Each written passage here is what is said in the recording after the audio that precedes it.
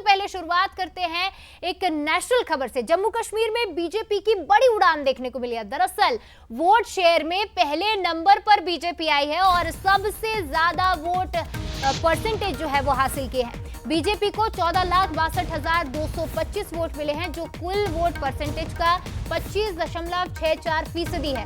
तो 29 सीट जीतकर प्रदेश में दूसरी बड़ी पार्टी अब बीजेपी बन चुकी है। और 2014 की अगर हम बात करें तो 2014 से अब तक के नतीजों में 4 सीटों की बढ़ोतरी हुई है। लेकिन वोटिंग परसेंटेज की बात करें तो वोटिंग परसेंटेज में बड़ी बढ़ोतरी देखने को मिली है। तो खास तौर पर नेशनल कॉन्फ्रेंस को 13,36,147 वोट मिले हैं, जो सबसे बड़ी पार्टी जम्मू कश्मीर की फिलहाल मानी जा रही है। अभी के सिनेरियो को हम देखें तो 49 सीटों के साथ नेशनल कॉन्फ्रेंस सबसे बड़ी पार्टी बनी है। लेकिन दूसरी बड़ी पार्टी अब बीजेपी बन चुकी है। तो चुनाव में 90 सीटें थी, सीटें 370 हटने के बाद बढ़ाई गई जब से जम्मू कश्मीर और लद्दाख को अलग किया गया और एक केंद्र शासित प्रदेश का दर्जा जम्मू कश्मीर को दिया गया। इसके बाद पहली बार घाटी में विधानसभा चुनाव हुए और चुनाव में 90 सीटें थी, जिसमें नेशनल कॉन्फ्रेंस ने 42 सीटें जीती है। साथ ही बात करें इंडिया अलायंस की तो 49 सीटें इंडिया अलायंस से जीती है। लेकिन बीजेपी अपने दम पर 29 सीटें जीतकर लाई और दूसरी पार्टी प्रदेश की सबसे बड़ी बन चुकी है। नेशनल कॉन्फ्रेंस से भी ज्यादा यानी 14,62,225 वोट जम्मू कश्मीर को मिले हैं और विधानसभा चुनाव के जरिए एक क्लियर मैसेज देने की कोशिश भी यहां पर बीजेपी के परफॉर्मेंस से कहीं ना कहीं की जा रही है।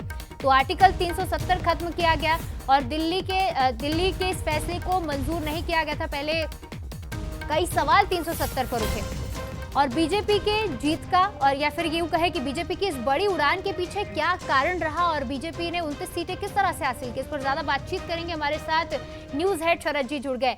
शरद जी, सबसे पहले देखा जा रहा था कि 370 को ही मुद्दा बनाकर बीजेपी आगे बढ़ रही थी और अब प्रदेश की सबसे बड़ी दूसरी पार्टी बन गई। क्या कुछ वजह रही इसके पीछे, क्या फैक्टर्स आप देखते हैं मुख्य तौर पर?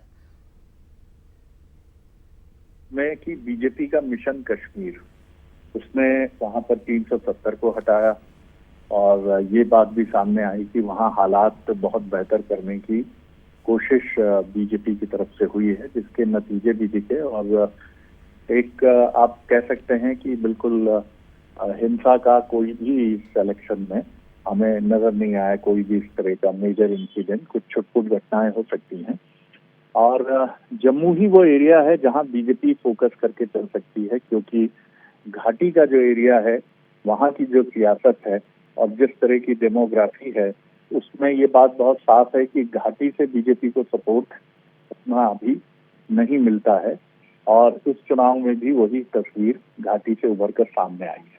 तो बीजेपी की आगे की जो रणनीति समझ में आती है कि घाटी में वो किसी पोटेंशियल कोलिशन पार्टनर को ढूंढेगी और जम्मू में वो इतनी सीट लेने की कोशिश करेगी कि वो एक अनडिस्प्यूटेड चैंपियन बन के उभरे, जिससे भविष्य में वो कारनामा वो कर दिखाए जो शायद आजाद भारत के इतिहास में किसी भी ऐसी पार्टी ने नहीं किया है, जिस पर कहीं ना कहीं हिंदुत्व के साथ आगे बढ़ने की बात इस पार्टी के लिए कही गई है और जिसके लिए कहा जाता है कि जम्मू कश्मीर जैसे स्टेट में, जिसकी डेमोग्राफी में माइनॉरिटी का, मुस्लिम का भी काफी बड़ा अहम योगदान है, वहां वो सरकार बनाना उसके लिए बहुत कठिन है अपने बूते पर।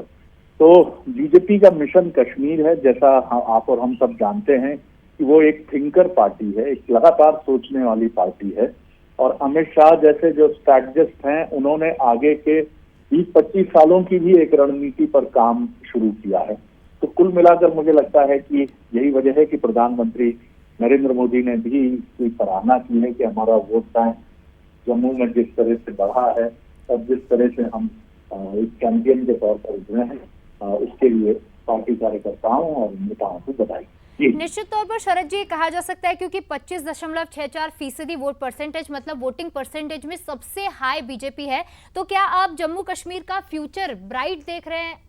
जम्मू कश्मीर में बीजेपी का फ्यूचर क्या आप ब्राइट देख रहे हैं? देखिए, अभी ये कहना जल्दबाजी होगा, लेकिन ये जरूर है कि वहाँ इनरोड के लिए बीजेपी कोशिश कर रही है। देखिए, वो कुछ ऐसे स्ट्रैटेजिक पार्टनर ढूंढना चाहेगी, कुछ ऐसे नेताओं की उसको जरूरत है जो पीडीपी से या नेशनल कॉन्फ्रेंस से या कांग्रेस से टूट कर उसके पास आएंगे भविष्य में और वो घाटी में, कश्मीर में बीजेपी का चेहरा बनने की कोशिश करेंगे।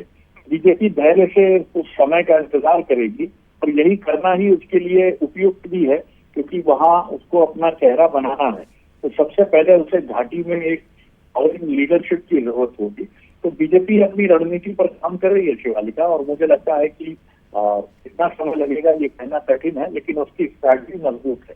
जी निश्चित तौर पर तो बीजेपी की स्ट्रैटेजी मजबूत है और आगे देखना है होगा कि कैसा फ्यूचर बीजेपी का रहता है जम्मू कश्मीर में, क्योंकि एक बाहरी पार्टी पहले उसे माना जाता था, सिर्फ क्षेत्रीय पार्टियों की वहां वैल्यू थी। अब देखना होगा कि बीजेपी किस तरह से जम्मू कश्मीर में अपनी पैठ जमा पाती है। फिलहाल तमाम विश्लेषण और जानकारी के लिए शरद जी आपका बहुत बहुत शुक्रिया।